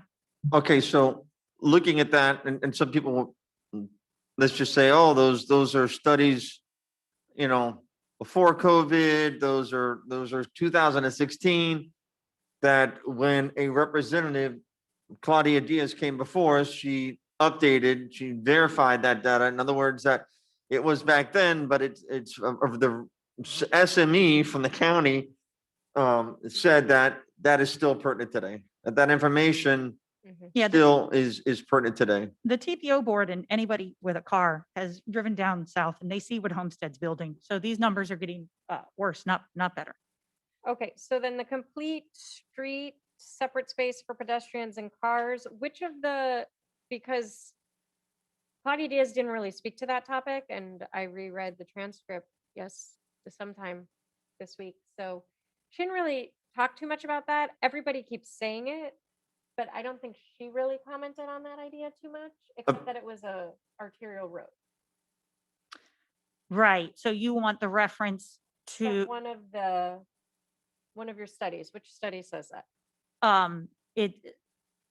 it's not even, it's the definition of an arterial road. I can get you the definition of an arterial road. The design for the arterial road, what you're probably going to reference is actually the original 1978 design. The arterial roads are designed, and the key designs we keep referencing are they're wider. Mhm. Actually, 87 Well- could be 4-laned. I hope it never is. They're wider, the houses are set farther back, and I actually have aerial pictures, somebody submitted to me, I wasn't able to submit to you guys in time, showing, some of these communities before they were built. I With know ro- the roads. talking points. I'm just saying I need The original reference is from the 1978. so I need to know where so that I can put in the citation. Okay, that's in So my, you can get that for me. yeah, when that's you in the get that. traffic study one. I know what to say. I don't want to say anything without backing it up, Mhm. especially in this forum. So I know how to say the talking points because, I mean, I've been saying them for years. Are you but- in number A still under reduced? No, cut-through traffic? we're down Yeah. to B, the complete B. street, because Claudia Diaz didn't speak of that. The lady from the transportation. The safe route to school, Yeah, that speaks to having a connected sidewalk grid, and that's in. Okay, so that I don't say it wrong now, I know, Focus, I'm sorry. I ahead. would focus on look, the purpose of the traffic there, it's not south, it's not from the Cutler Bay side heading into Perrine because of Perrine Elementary and stuff. It's really the traffic there is because of Port Reef Elementary and Southwood. That's the only reason, and anybody else going to work and trying to get to work heading northbound. I mean, those are the two areas, and one of the big things that even one of the Palmetto Bay residents called was the 87, that the bridge will give you an alternative. Instead of turning east on 168, I can head across all the way to 160 if I am heading to Southwood. And those are the only two schools that we really have to focus because those are the ones that are driving the traffic. no, there's more. There's Southwood, there's Southwood? Coral Reef, Uh-huh. Westminster, and Howard Drive. Those are the Well, four. Yeah, but I mean, the majority during that time frame, where we're talking about it, and this No. is me driving it every single day and have to Well, deal this- with it. the safe route to school is a different idea. So I Correct. don't know if Javay knows about the safe route to school. What is this? Where did this term come from? Is it a report? Is it just something somebody made up? It's like a thing. No, Safe I've- route to schools. I've seen it. I mean, if something, she And didn't talk about it. She didn't talk about it, but the Village of Palmetto Bay and Kimley Horn talked about it this week. I'll reference with Bill Kestel. He has some of that original stuff. And what I remember him saying So- specifically is the connected sidewalks. Right, so it would make a sidewalk so that families that lived north of the bridge, Mhm. if they wanted their child to go to Perrine to the magnet school, they could get to it. Or families that live north of the bridge that wanted to take their students to the magnet school in Cutler Bay Senior High. It's very, very amazing high Yeah. school. Those children would have a safe route on the bicycle path. Yeah, so in other words, basically, we're not just connecting a road, we're also connecting sidewalks. The Southwest 87th Avenue makes a connected sidewalk grid in addition to a connected roadway grid. It's With recommended as part of the safe route to school. whatever the safe route to school is. So we need to get some background information on that. Bill Kestel is probably already emailing me because I've said his name 3 times. All right. So, okay, so decrease response times for police, fire, rescue, EMT. Obviously, this is coming from what we heard today. We never did have someone touch on the emergency evacuation route. To be Did quite we? honest, I'm not really sure how, I wouldn't even. I would skip it. I wouldn't. Okay. Yeah, I wouldn't even include. I think, I mean, I've heard the argument, Yeah, but but it seems kind of excessive. I don't think anyone's going to be trying to evacuate Yeah, down let's skip 87th it. Avenue. yeah, I mean, will it get them to the turnpike faster? Sort of. I mean, that's not the purpose of the causing of the traffic. okay, so it's deleted. Correct. Yeah. Okay, moving on from that. Okay, so quality of life improvements. Reduces cut through traffic. Yeah, you We just already take said it- that once, right. so delete. Take it out. Yeah, I'm gonna delete it. I'll send you guys the revised version of this when I get home. I think if we could address it in a positive manner, because I do like the idea of keeping things positive and not just being addressing counter arguments to whatever Palmetto Bay might be doing. However, we do know the argument is out there that it, they're asking the question, is 3 minutes of saved traffic time worth the quality of life to a neighborhood? And so I think we need to positively address that by explaining that it is, and I got unfortunately, you. yeah, I You want don't, me to tell you how I am resolving that issue in the outline? yes. Okay, so in our public safety improvements, we have A, reduces cut through traffic, and we have B, reduces congestion. Perhaps we swap A and, well, I just added B, reduces congestion. And I'm gonna reference Claudia Diaz. And the 3-hour reduction. I also want to say that it is, it's not our job. It's not anybody's opinion, which we're not deciding which neighborhood deserves this traffic. It was designed that way. We need to stick to the original master plan design because they weren't valuing one neighborhood over another. They designed streets to handle arterial streets to handle county road traffic. And so that is a neutral, a morally neutral answer that nobody today needs to be answering a question of which neighborhood is more deserving or another. This was designed 40 years ago. That question was answered. Right. So that's what I would like to address in a Okay. positive manner. Okay, so I added that in. Okay. To B, because apparently we're dispelling the review from the experts and we're piecing them into everything else. So I had to get rid of that. So the Miami-Dade and Public Works lady, my main points from her were the benefits you get in the area. We talked about where we're gonna put that. The morning rush hour, we talked about where we're gonna put on that.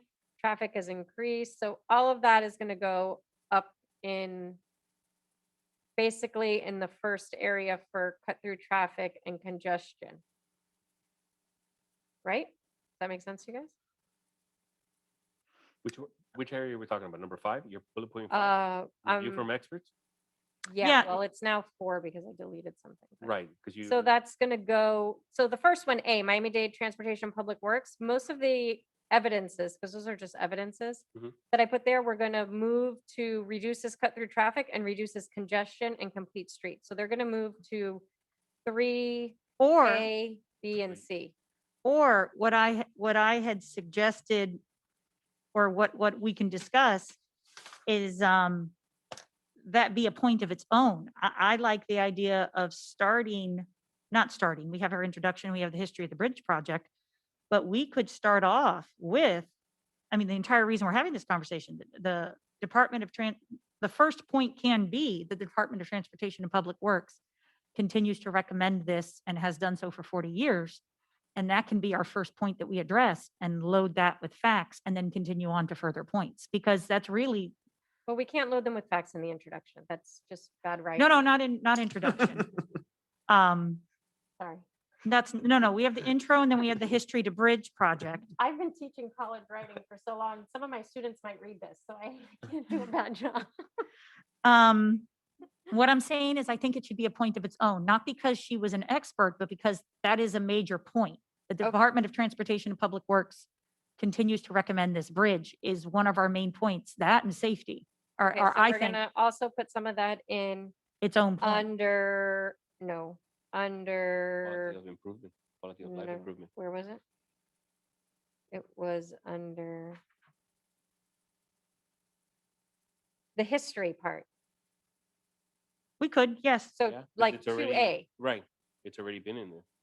Okay. It's been referenced Okay. already many times. because these are just evidences, so we can just decide where we're gonna throw them in. So we're gonna Okay. intersperse those into areas 3A, B, and C, and also in area 2A. And then the police chief, what are we gonna do with what he said? I don't think it's even worth, Yeah. he was so politically correct in his responses that it's just, Well, I Actually, think it got- was useful where he said that he's going to provide professional policing and that they have great response times and they haven't had a lot of crime. So it really dispels the idea that everybody thinks that it's going to bring crime Because he said, number one, they don't have a lot of crime.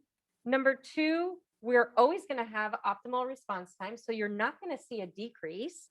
So while he didn't say that it isn't going to bring new crime, he did say that it isn't going to affect the police response. The police response is still going to be excellent because it's already excellent. Other communities don't have this type of police response. Well, but the thing is, wasn't that in the Miami-Dade report? I mean, one of the incidents that they did quote happens to be a police response. Well, that That's was okay. And that's after the fact.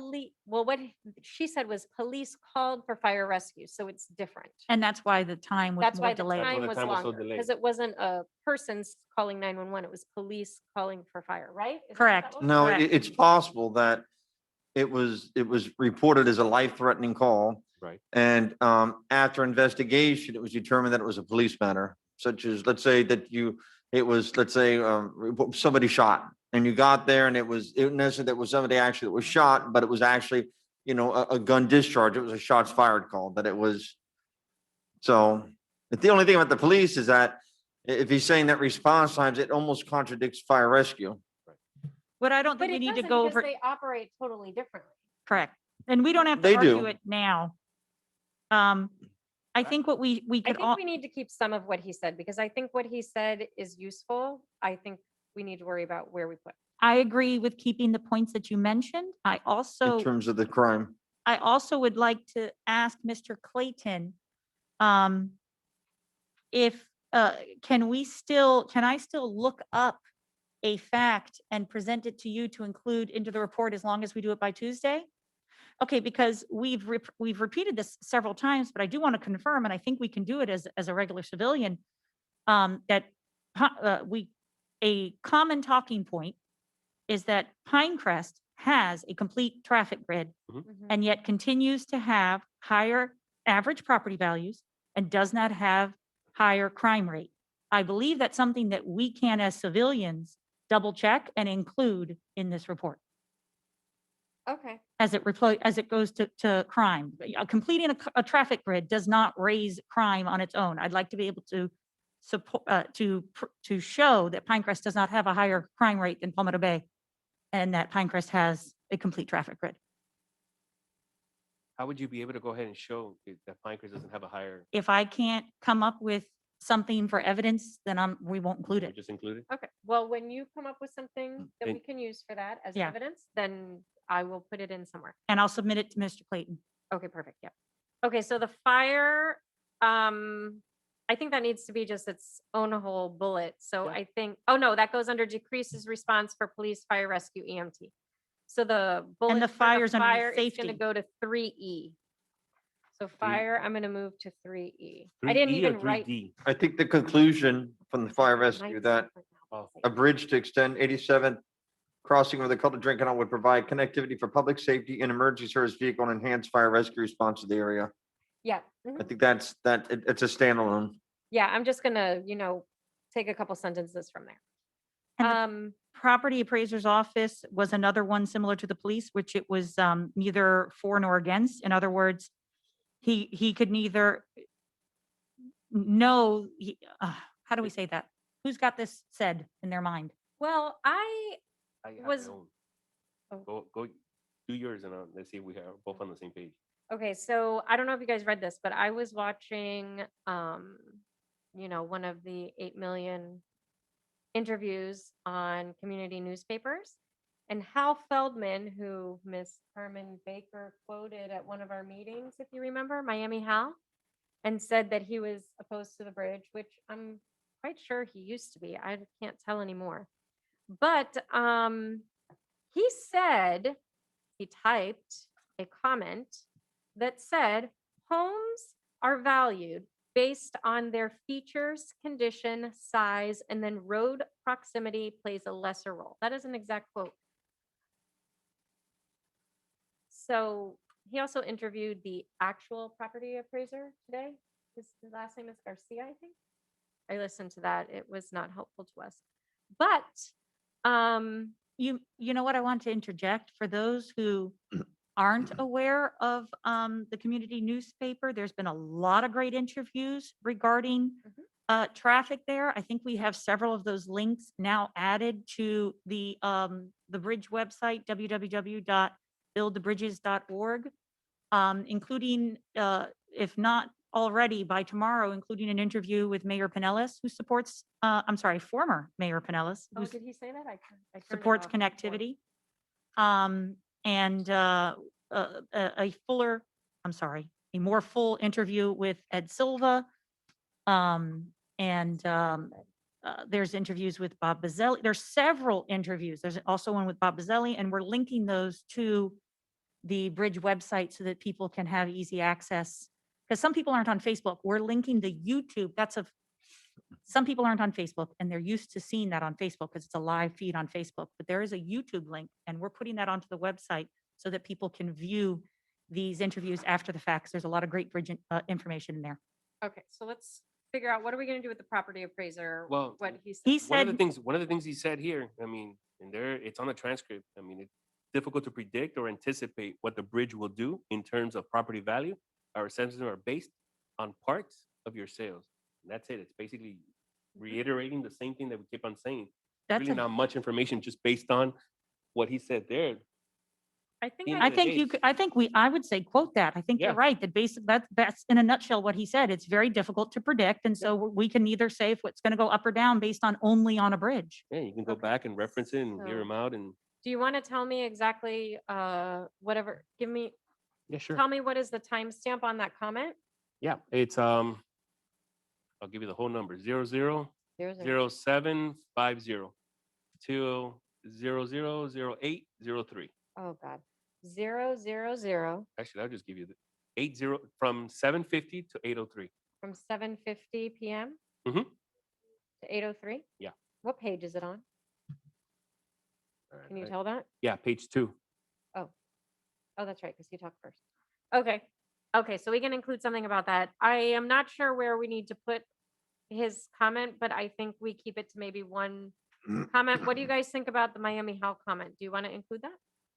I don't know if we need to, I say no, because it's still one person's opinion, one Right. realtor's opinion. We just heard from another realtor in a comment today. I don't know why we would value one over the other. I prefer the real I experts. just found it perplexing since Miss Carmen had cited him as well.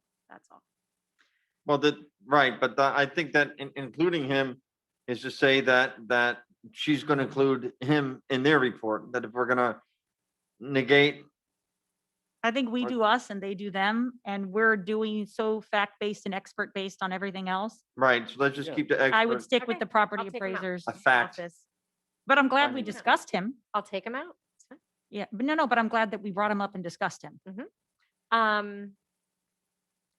And then we just go to the conclusion that we recommend it. I also wanted, which my very awesome researcher can find for me, send to me.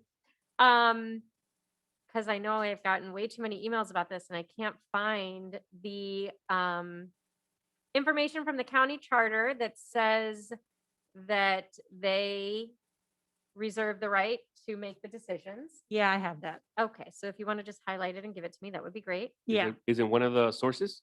yes, It is in one of the So sources. it's in here. Okay, so Yes. we'll highlight it and find it on here. yes. And then, I just want to give credit to the people, Bob Bazzelli and Bill I Kestel know. by name, I know. because I do not deserve this credit as a researcher. I'm getting a lot of help. And Thank you then, to all those that are helping you. All of those that are helping in the Yes, background. Thank helping you so us. much to the army of volunteers, because we cannot pay for outside help. Oh, Mr. Clayton, speaking of outside help, wait, let's just finish this up real quick. Then You're we're right. gonna go to your topic. I You're know what right. it is, but let's do this okay. first. Also, I wanted the TPO, do they have like a charter or some kind of rules of engagement, or what do they have? They're a body, so it's on their website? I'll go through it and see what it says and send So you. you're just gonna email me for conclusion, the information that I need for that. Yes. There was also a traffic element to a different county page I wasn't able to finish that might have something to do with us as well.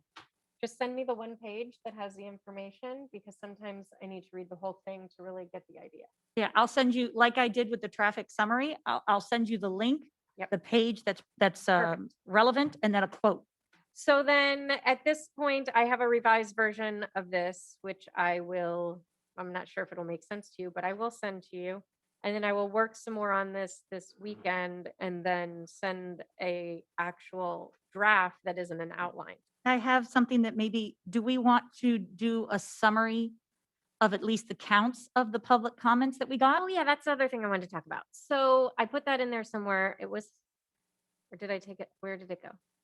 And just add that on the end? The pros and Yeah, con you put it in comments. the history of the bridge in Yeah, F. I see that. So what do you guys want to do about that? I think before the conclusion, towards the end, we can just say, this is obviously not an official poll, but part of our duty was to allow for public comments, and the public comments that came in, the following were for and the following were against. That's just a simple fact. Now, do you want to So- just keep in general all Just both the counties? the overwhelming majority of callers were in support of the bridge.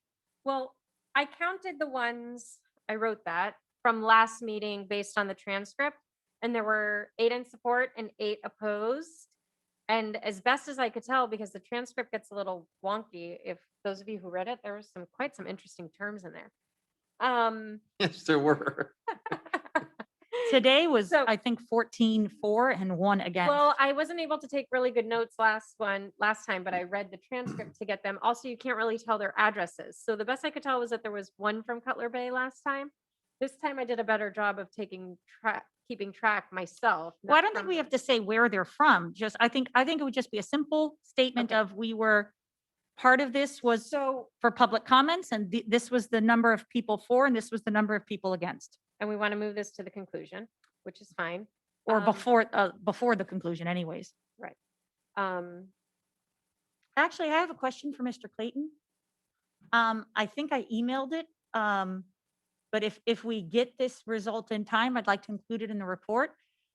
Is it at all possible? Does the county commissioner's office have access to the polls that the previous county commissioner did? Yes. Because in this very building, I was here when Commissioner Cava addressed us. No, we don't have that. Yeah, Okay. I've been trying to get my hands on this survey that apparently Well, if not, Mayor Cava did, that said that the residents were 50-50 for the bridge. No, and no, there was no. Another one done as well. I'll ask Cutler Bay for whatever kind of recording we have from the meeting, because I was in attendance in that meeting 2 years Oh, ago. She said it in the meeting? She was in the meeting when she said, yes, I know that she admitted to voting her feelings instead. That we had the Oh. majority of District 8. She didn't use, she said gut, maybe. Yeah, I don't. But I want to be able to quote it specifically. I don't want to quote that at all. Oh, okay. I'm sorry. No, but what I want to say is that we could only quote the part that shows that she had the numbers that the majority was in favor. Maybe that. Okay. Maybe that. If you get the recording, maybe we could use that part, but I don't want to No. say anything disparaging to. You're right. No, So, we yeah, want to be don't you wanna- positive. Don't you rather just keep it all within the 4 meetings that we met and just keep the calls that were all Well- presented in the meetings where people can go back Yes. and reference and stuff? That makes, Okay. yeah, we good. start adding more and more calls, it becomes right back to So opinion. I have another question then. Mhm. So we have the count from last meeting, and I wrote down all the colors from this meeting. Can we What get are we gonna do about the first 2 meetings? Can we get the counts from the first 2 meetings on the record? Well, I guess the point is, will you rewatch them and count it? Or one I of you? will. Because I cannot. I will I rewatch. know Michelle will rewatch. that. I will As painful as it might be. I will rewatch Okay. those meetings and put not just the yes and the no, but because I'll give you the names as much as I can as well, the names and addresses. No, actually, you don't, I I don't think don't- you need to include the names. I think I'd rather just keep it with. I don't think we need to include the names in the report, but I feel like since I'm going back and looking at it, I want to provide that. I want a copy of the evidence we're using to put into the You report. don't have to write it. You could just rewatch it. Okay, you're right. I'll just give Yeah. you yes and nos. Okay. So I think that's fine. And I kind of thought it might be interesting to see the Palmetto Bay versus Cutler Bay call in count. Not that I necessarily wanted to include it, but if you were watching and you could take that data down, Okay. then we would have it and we could say, interesting, or we don't like it. Oh, and do we want to address, and I'm not saying that we do, I'm talking as I'm thinking. Do we want to address all of the in the public comments, underneath the public comment section, perhaps, all of the, not always District 3, all of the Palmetto Bay residents who keep telling us that they are not being properly represented by the village council saying, because the problem is the village. That was my point, is if we counted Yes. how many were Palmetto Bay and Cutler Bay, because we're here representing our district. Right. We're not here representing Cutler Bay. We are here in Cutler Bay's house, and we were appointed by them, but we're representing our district. Can we, now. I think it's at least worth adding that we've heard residents of Pinecrest saying that. So you look at the TPO is there's municipal mayors of certain size cities in addition to the county commission, Right. that by saying that it's just not Cutler Bay, Correct. It's Versus- not Palmetto Bay versus. Pinecrest residents. I think you should keep tally if they're for the bridge, against the bridge. I will. against Cutler Bay or Palmetto Bay. I will. And if you want to check my count from the other two as another set of eyes, that's up to you. Because the mayor of Homestead's on the TPO. Exactly. I have something to add to the, where we talked about in. So Michelle's going to get me that. Yes. Thank you. In creating a safe route to school, we should probably also mention, because so many people are saying, one of the arguments, and of course we want to stay positive, but this is what I want to address. Okay. One of the arguments that people are trying to say is we're somehow going to magically stay virtual. Everybody's going to be Oh. working from home now and kids are going to be going from home. So I think we need to address, and there's plenty of references from even Superintendent Carvalho himself, not just on a local level, but he's been on national news. We're going to brick and mortar, period. And so we need to emphasize the fact that regular normal is coming, and normal is coming again sooner, not later. So there's not a reason to delay this because you wish that people are going to be virtual. Well, But since I want to keep it positive, we can just include the fact that schools are going back to brick and mortar next year, period. also, this is one of those opportunities where you need to know your audience. So when we're arguing with people who are against the bridge, they are not always in full knowledge of the facts, or they want to ignore it, or they don't live in the same reality that we live in because they might continue to work from home, whereas other people have to go back. Okay. So I think that the members on the TPO are very much aware, because they're from very diverse areas, and some of them might have the majority of their areas already going back to work. So while we might be experiencing this work from home in our community, I'm not sure that all the other communities are experiencing that. So instead of making it a strong point, perhaps we can just put it into part of the sentence of creating safe routes to school is of vital importance, especially as children will be returning to brick and mortar. Yep. Not just next year, but are already in transition doing so now. Got it. And so that it's a soft intro to remind everybody that normal is coming. Right, they're creating the safe routes. Looking back that these cut-through streets don't have sidewalks, that almost goes back to the fact that you literally have mothers pushing children in strollers on roads that do not have sidewalks, competing with cut-through traffic for the safety of the roadway. Yep. I mean, I don't know that, New moms jogging with their headphones in. Yep. that's, Done it. And let's not even bring up the spandex warriors. Either way, I think it's important to note that the roads are not, every life is valuable, not just the mother with the child, but the man who wants to go for a jog in the afternoon, or the woman who wants to walk her dog. They belong to everyone. They are specifically for cars, but in areas where there are no sidewalks, pedestrians have to use the road and they have to be shared. I have one more point that we need to fit in here somewhere. Okay. The- I wanted to go to your list next and make sure that we covered all of this. That's what I've been doing. Okay, so what are we left on here that we haven't covered? A positive way of reminding them that the Metro Rail isn't coming. And you're good at taking my negative and making it positive here. So let me just say it in regular words and you figure out how to make it sound positive. Uh-huh. I want to emphasize the timing of the votes. In 2018, the vote for the bridge came before the Metro Rail was voted down. And Commissioner Cava at the time said multiple times that, and I know we don't want to be negative, however, so maybe don't say her, maybe just say that part of the common argument against the bridge in 2018 was that the bridge would be less necessary once we had Metro Rail and everybody magically was on Metro Rail. Metro Rail is not coming. I advocated for Metro Rail. I spoke in front of the TPO. It's not coming. They turned it down. Not only did they turn it down, they have now delayed the northern extension that they originally voted for. So we're just getting more buses. So it's my personal opinion that had the timing of those votes been reversed, if the Metro Rail had been voted down first, we would already be constructing Southwest 87th Avenue Bridge.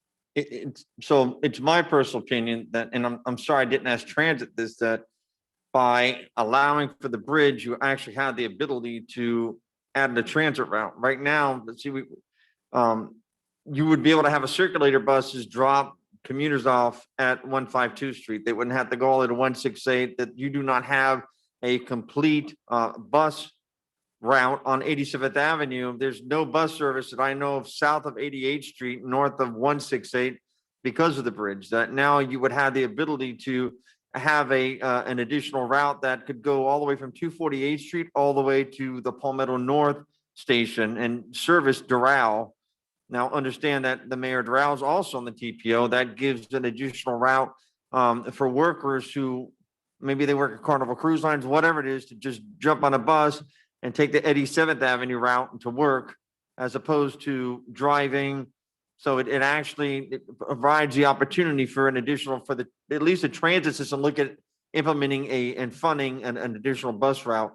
And that would help with a lot of the south construction that is off to our south by giving them a park and ride, let's say at Black Point. Well, those are great Thoughts? ideas, but it's Just great ideas, ideas. but I think it doesn't necessarily belong in the final report. But I'm glad we discussed it out loud. Right. So to deal with the voting of the Metro Rail, I can include a sentence when I go over the background of the 2018 TPO vote. Okay, so I'll put a sentence in there about it. Okay, I want to emphasize it possibly more, but we can discuss it later. But the only thing is that I still don't see where Metro Rail comes into play when we're talking about a bridge. Oh, I can tell you because that's one of their popular arguments is, and again, I don't want to be negative. However, I don't want to not address something that I know that they're going to address. And what their argument is that the 87th Avenue is just a Band-Aid and that it's a temporary solution and that what this area really needs is long-term solutions. And the answer is, All of the experts have already said that all of that is garbage. right, besides the fact that the actual arterial design says that it's a long-term plan, Metro Rail is not coming. We need to admit that Metro Rail is not coming. And so we could even positively say, we agree that Metro Rail would a wonderful boost to, would be a wonderful traffic solution for this area. We agree with them on that. We can even put that in there. The one thing we agree on is Metro Rail would be wonderful, but it's not coming. So we do, and as I've said before, we do not have to choose between mass transit and a complete traffic grid. We can and should have both because traffic is a complicated problem and the solution is not going to be simple or singular. We need to do all of the available options. But we need to focus on our task, which is the Right. bridge. Yeah, because right now I think what you want to do is with this bridge is you're trying to complete, I mean, at least one part, trying to complete a traffic grid. Right. The train is not going to do that for me right now. Right. And if it does happen down the road, great. I'm all for But it. it was never going to complete the bridge. Right, but Right. it's not gonna, and right now we don't have a complete traffic grid. So I guess the bridge, we want to stay focused on this. I think that the the train on its own, it's a whole different topic that it could deviate from what we were talking about these last 4 meetings. I will put a Besides, we need- suggested sentence that's simpler, but I do strongly feel we need to address. I'll that- put something in there and then let's see how we feel about it. Okay, Because we're gonna be driving Gervais crazy with email. okay. Thank you, sir. Thank you. Okay, so then I feel like the outline is completed and I know what to do with it. And you can send me your thoughts and comments. I'm gonna send this out tonight. And then you can, well, I'll send it to Gervais and then Gervais will send to you. And then you can send whatever you like back to him over the weekend because I'm not going to revisit this until Sunday night or Monday. Sorry. And so that gives me the whole weekend To do in what which, you need to do, and then I will put it all together Monday and Tuesday, and we'll polish it off. to be clear, what I'm doing is rewatching the videos and giving you the counts with the addresses and putting footnotes on, There are notes on the side. When you look at an online version, you can see these comments on the side, okay, and they tell you what to do. okay. I can highlight them in yellow for you, Michelle. And then if I have any questions, I'll just keep emailing And Mr. you have Clayton. to just ignore my spelling error. It's really small. And I want to take this moment again to thank Commissioner Cohen Higgins for putting this together. And thank Yes. you particularly, sir, for your patience and your help. Do you want to officially conclude the, Well, I think you had a couple other things you wanted to Uh, touch bases on. No, Yes, about the. oh, board. yes, Mr. Clayton. Oh, what did I do with that paper? What, when we were talking, what did I do with that paper? Okay. When I was thanking our army of volunteers, because we are not an elite group with bukus of money and resources to just throw around like some of the opponents are. And we're having to do this all ourselves. There is an email that was going out. Some company based out of Maryland, a dude named Richard Klein and some company based out of Maryland, Community and Environmental Defense Services, although I guess they're trying to call themselves Miami-Dade Safe Streets and Alliance right now, that's getting involved here. I just want to clarify. Are they a approved Miami-Dade County vendor? Do we know? As far as to my knowledge, and again, I'll do more research because this just kind of came up literally a few hours ago. They have no affiliation with Miami-Dade County whatsoever. So they're not a traffic engineer. They would not be able to state anything based on any kind of studies or anything like that.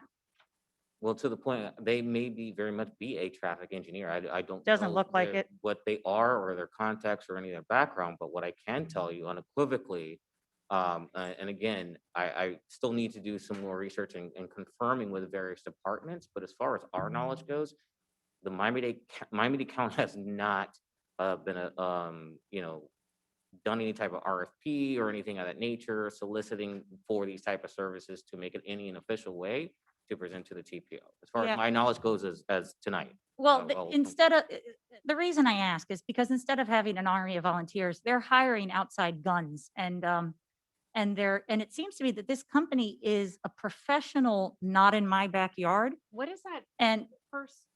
so I actually went to their website and, the first page is a copy of the email that was sent around. But then I went to their website and took What email? What do you mean an email that was sent around? there's an email that's going around and they're not being very careful about it. It went to one of our bridge volunteers. And they're basically gearing up. They want a specific petition of just houses that live right next to the bridge. In fact, they were telling their own followers, don't everybody sign the petition. We want just people that live by the canal. So they have a specific thing. I mean, they don't. Well, let's stop giving airtime to these people. Well, I just wanted to point out I doubt very much they're a traffic engineer, because if you don't want a dog kennel in your backyard, you can ask them about that. If you don't want, oh, if you don't want anything in your backyard, they'll help you. If you have a problem with golf courses, they're just literally a professional, not in my backyard kind of people that's been hired. And I just wanted to make sure they don't have any legal right to speak on traffic in front of the TPO, like how, Well, that goes to my question. Is the CCC being asked to speak at the TPO, or would we just be going as private citizens if we wanted to? As far as my knowledge today, I will confirm that you'll be going, I believe, as private citizens to go today, because full withstanding, this report represents the full acknowledgement of this committee to the TPO members itself. Okay. Thank you. Anything else? Are you guys good? No, that's. I just want to thank you for putting the report together, Michelle, for all your certainly input into this issue. I want to thank our speakers, all of our helpers. If I didn't mention you by name right now, it's because I don't know if it's the right place while I'm sitting on CCC. So I'll just say thank you to all of our volunteers that are helping with the bridge. Thank you for the experts and the people who took their time to present and even put together reports. And even if they were neutral, I appreciate their time. Thank you, Cutler Bay, for hosting this. Thank you, ladies and gentlemen that are helping us this evening. Just thank you for everybody, for the people who are listening and taking their time, whether you're pro-bridge or anti-bridge, you're an active resident. You're somebody who's taking the time to be informed. And even if you are anti-bridge, I thank you for your time. I thank you for your activity, because nothing's going to get done except for the people who are paying attention. Sandra, do you have any closing comments? Actually, I want to thank everybody. This is the first experience, hopefully of many to come, who knows. And it was interesting to go ahead and listen to something that will affect my community, my drive. And if there can be any way that we can go ahead and always fix it, and I can be at least a voice or a part of it, greatly appreciate for the opportunity to be at this part of this committee. Thank the mayor, thank Cutler Bay, and thank all of you for your time and a lot of research that was taken care of. And thank you for taking the lead on a lot of the report and everything. And to be honest, that's all I can ask as the mayor, and I'm going to quote, 70,000 residents that's here in Cutler Bay. You know, anything that we can go ahead and better the community and better my sanity in traffic, hey, I'm all welcome. That's it. Okay. Perfect. Well, again, I just want to thank all of you for being here, whatnot. And before we I conclude this committee, I want to personally thank, again, the Mayor Meerbot and the Council of the Town of Cutler Bay so very much for hosting us here. And more of a hats off to the administration of the Town of Cutler Bay, one of the finest city managers in Miami-Dade County, Mr. Ralph Casales, and your wonderful administration has helped us out here so much. Moreover, I also want to thank the administration and the clerk of the Village of Palmetto Bay for all their assistance and hard work that they did in the previous meetings as well. And moreover, I want to thank all the residents that have called in and taken their time to listen and report their feelings and concerns and address it to this body. And last but not least, I want to thank each one of you on behalf of Commissioner Cohen Higgins for taking your time and dedication to be a public servant and a service to this community. You guys, including the members of Palmetto Bay, all 8 of you, you guys are the true reason why democracy works, and a testament to that and to the nature of both cities, Palmetto Bay and Cutler Bay, as some of the premier and finest cities that we do have here in Miami-Dade County. Thank you very much. Thank you, ladies and gentlemen, and look forward to your report and working with you as we close this committee out. And with that, the meeting's adjourned. Thank you. Thank you. Thank you.